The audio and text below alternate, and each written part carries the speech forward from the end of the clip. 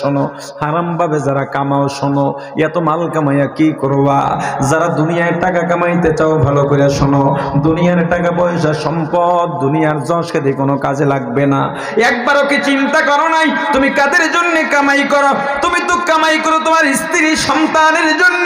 একবারও চিন্তা করছো স্ত্রীর সঙ্গে তোমার পরিচয় কতদিনের? তোমার বিয়ের বয়স যতদিন, তুমি যদি 20 বছর বয়সে বিয়ে করো, তোমার হায়াত যদি 60 বছর পাও, তোমার স্ত্রীর সঙ্গে পরিচয়ের সীমানা সর্বমোট 40 বছর।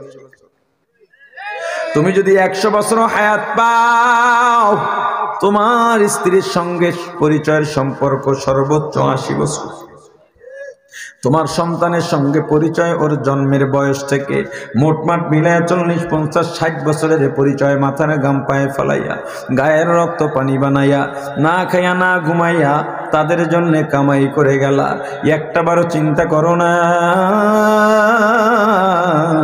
এখন যদি মারা যাও, এখন যদি মারা যাও, এখন যদি মারা যাও, এই যে সম্পর্ক শেষ হয়ে গেল, এই যে পর হয়ে গেল, সারা জীবনেও আর সম্পর্কের জোড়া লাগবে না।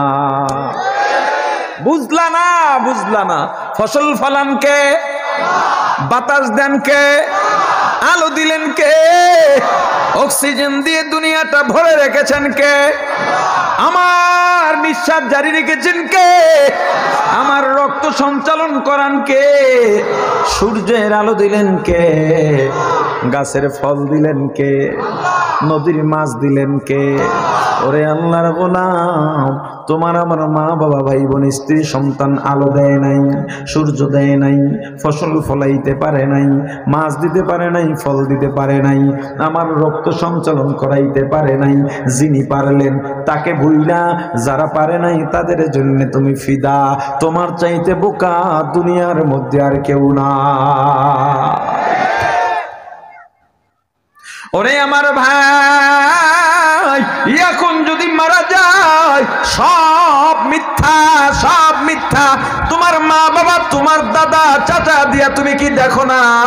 তোমার বাবা মারা গেল আজকে 5, 10 বছর, 2 বছর, এখনই বাবার কথা ভুলে গেছো। অথচ বাবার ভিটায় ঘুমাও, বাবার রেখে যাওয়া সম্পত্তির ভাগ নিয়ে ভোলার মধ্যে তুমি ব্যবসা করতেছো। তোমার বাবার সম্পদ তোমার হাতে, তোমার বাবার কবরের শান্তির জন্য কয় টাকা আজ পর্যন্ত দান করেছো? করো নাই।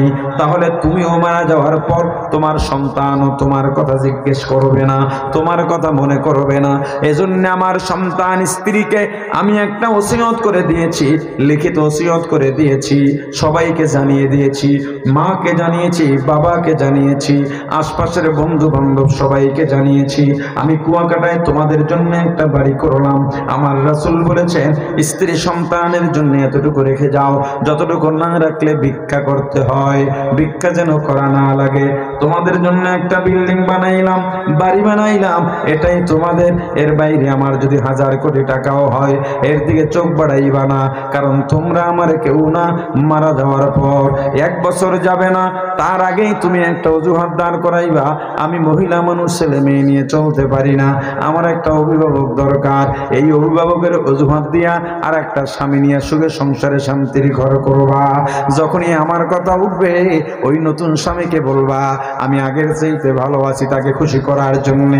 আমার ছেলে মেয়েগুলো আমাকে ভুলে যাবে, ঘর থেকে বের হতে পারি না, ছেলেটা দূর দেয়, মেয়েটা দূর দেয়।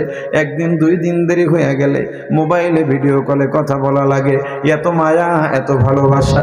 ঢাকা থেকে বাড়ি গেলে বাসায় ঢুকলে একসাথে খাবে, না হয় বাবার গলা ধরে ঘুমাবে। কিন্তু আমি যদি মারা যাই 2-4টা দিন কান্নাকাটি করে বাবার নাম স্মরণ করবে না। আমি এত বোকা নই তোমাদের মতো পরের জন্য রেখে যাব, যা কিছু করব সঙ্গে করে নিয়ে যাব। বলে সঙ্গে তো দুনিয়া নেওয়া যায় না, আপনারাই তো ওয়াজের মধ্যে বলেন। আমি বলি ওরে ভাই, কায়দা জানলে অনেক কিছুই পারা যায়। কি যায় না পারা? বুঝেন নাই? কোন হিন্দে বুঝবেন? দেখছেন না কথা কয় না, আমার তামিল হয়ে যান। ঢাকায় মাদ্রাসা করছি 10 বছর হয়েছে, ইফতা আছে মেশকাত পর্যন্ত জামাত খানা, হিফজখানা তো আছেই। আজ পর্যন্ত রশিদ নিয়ে কারো কাছে যাই নাই। কোন বড় লোকের কাছে গিয়া বাহানাও করি না যে আমার টাকা দরকার। বাড়িতে মাদ্রাসা করছি, এবারই শুরু স্কুল মাদ্রাসা, 200-র উপরে ছাত্র ভর্তি হয়ে গেছে এই 1 সপ্তাহের মধ্যে। আলহামদুলিল্লাহ। মাহফিল করছি, কয় আমরা কিছু টাকা দিই। আমি বলছি না, কারো টাকা নেওয়া হবে না, দান করবেন, যেসব মাদ্রাসায় কালেকশন করে সেখানে গিয়ে দিয়ে আসে। সওয়াব আদায় করার বহু জায়গা আছে।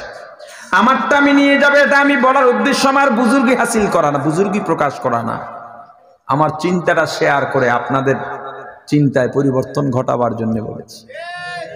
ওরে আমার ভাই, কিয়ামতের ময়দানে সম্পদ কোনো কাজে লাগবে না, ওয়ালা বানুন, সন্তান সন্ততিও কোনো কাজে লাগবে না। তাহলে কি কাজে লাগবে? ইল্লা মান আতাল্লাহ, আমার আল্লাহ বলেন যারা আমি আল্লাহর কাছে আসবে, কি নিয়া বিকলবিন সালিম, একটা শুদ্ধ কলব নিয়া। কি নিয়া?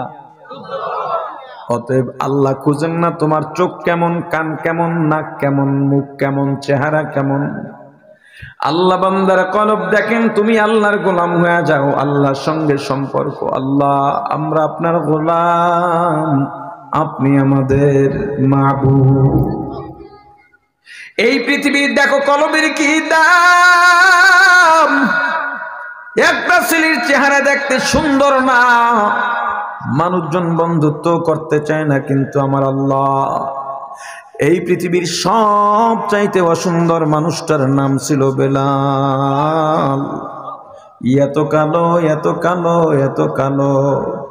পৃথিবীতে মানুষ যত কালো হোক না কেন, হাতের তালু সাদা দেখা যায়, কিন্তু হযরত বেলাল এত কালো,